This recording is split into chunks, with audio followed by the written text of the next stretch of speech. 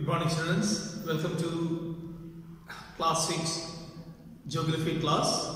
Today we are going to discuss the last chapter from geography, India, climate, vegetation and wildlife, chapter 8. You have heard the words like climate and weather. What is weather? Weather is about day-to-day changes in the atmosphere. It includes the changes in temperature, rainfall, sunshine, etc. So, if the same change continues for a period, that period's weather change or weather change that happens in a period can be considered as the word climate. So, when we take the same climate, we can see that it is prolonged for a time, and the prolonged period is called as seasons. So, the first word is weather. Weather means a days of change in atmosphere, and if it is for a period, we call it as climate, and the period's duration longs further, we call it as seasons. So, there are 4 seasons in India. Cold weather season, that we call as winter season, that starts from December and ends by February.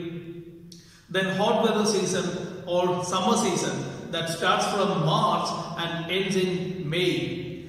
Then southwest monsoon season, otherwise rainy season or monsoon season, that starts from June and ends in September. And finally season of retreating monsoon, otherwise autumn season, that starts from October and ends in November. These are considered to be the season or the cycle of season.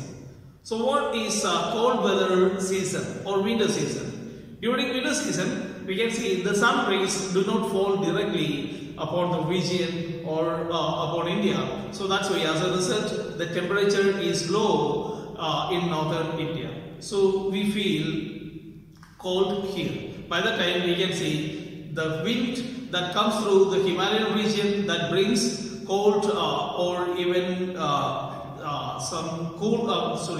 that brings cool air into India, and that makes the northern India really freezing cold. And the next one is hot weather season, otherwise summer season. In the hot weather season, summer rays more or less directly fall in this region. So that's why the temperature becomes really high, and hot dry winds called Lu is also considered as the part of this period. So what is Lu? Hot and dry winds that blow during summer season is called as called Lu. The next one, southwest monsoon season or rainy season. So during this season, we can see it is the onset or it is the starting of monsoon, and the winds that blow from Arabian Sea and through the Bay of Bengal branch, they just blow to the mainland of India, and they carry moisture content with them, and that brings rain in India. So this is called as monsoon season, and by October we can see the wind that was blowing from sea to the land that starts to go back, and from Bay of Bengal branch we can see the wind starts to blow to the northern side and to the northern area, and that makes a deviation. So it comes back to south, and by the time we can see it brings rain in Tamil Nadu and Andhra Pradesh. So, however, the climate is about the average of weather condition which has been measured for many years. So, the climate of India has broadly described or called as monsoon time. Monsoon is a word taken from the word mousim, that means season. The climate of a particular place is affected by its location, altitude, distance from the sea, and the relief features. So therefore, that means if the location, suppose if we take the case of Leh or Ladakh, it is how far it is distant from the seaside, Or if we take the case of a particular place, Delhi, so what is the location and what is the height, or what is the distance from the sea and relief. These are considered to describe the climatic features of a particular land. If we take the case of the places in Himachal Pradesh, they are colder than Delhi or even Haryana or even Uttar Pradesh or Rajasthan. And if you take the case of Rajasthan, that is considered hotter than the rest part of the country, and the desert region especially is having another feature. So if we say the climate of a particular place is decided by the location, altitude, then distance from the sea and relief features. If we take the case of Jaisalmer and Bikaner, they come in desert region. They are considered to be very hot region. At the same time, we can see Dras and Kargil. You have heard that these places are located in Jammu and Kashmir. They have the freezing, these particular places are having freezing cold. At the same time, the coastal plains like Mumbai, or even the places that comes in Kerala, or the region that coastal areas in Tamil Nadu, they experience a moderate climate.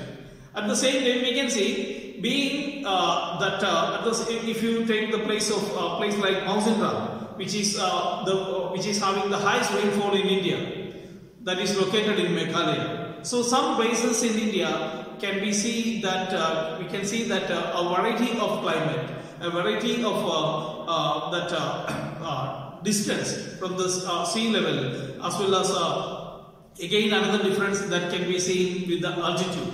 So that decides the places really having distinguished features, physical features.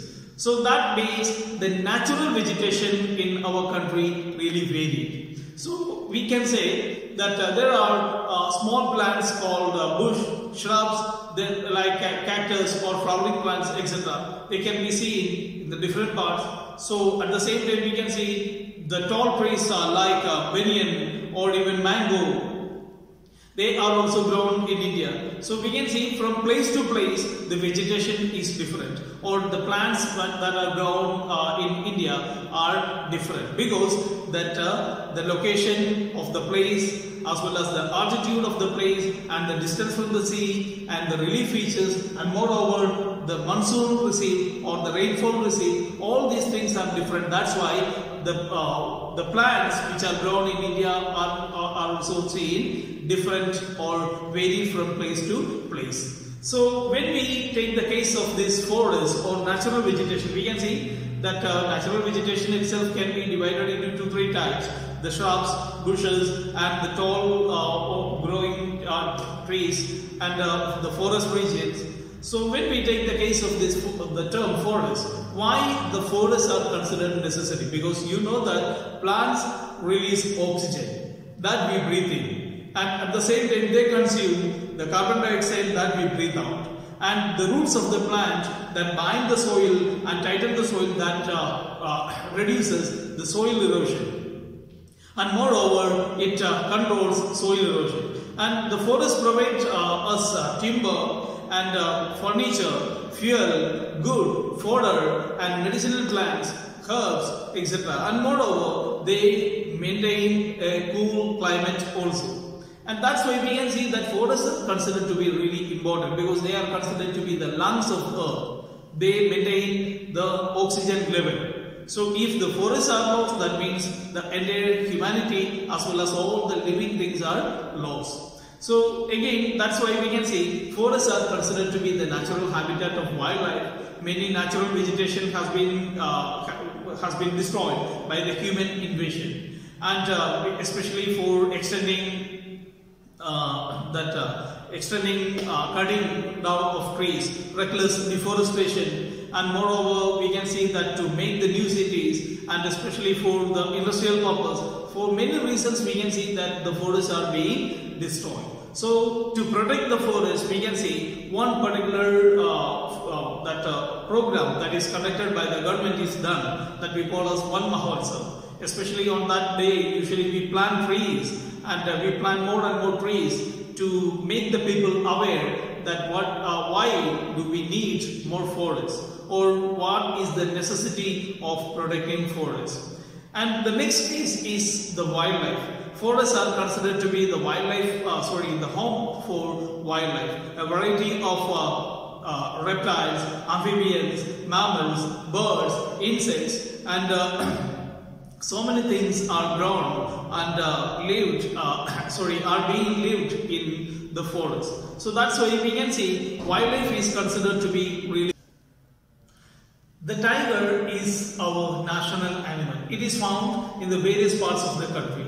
Gir forest in Gujarat is considered to be the habitat of the Asiatic lions in India. If you take the case of elephants, it can be found in Assam as well as in the border forests of Kerala and Karnataka. If you take the case of one-horned rhinos, it is found in Assam. So we can see there are different types of animals that are living in the country, or especially in the various parts of the country. So all these are based upon the biodiversity of the nation.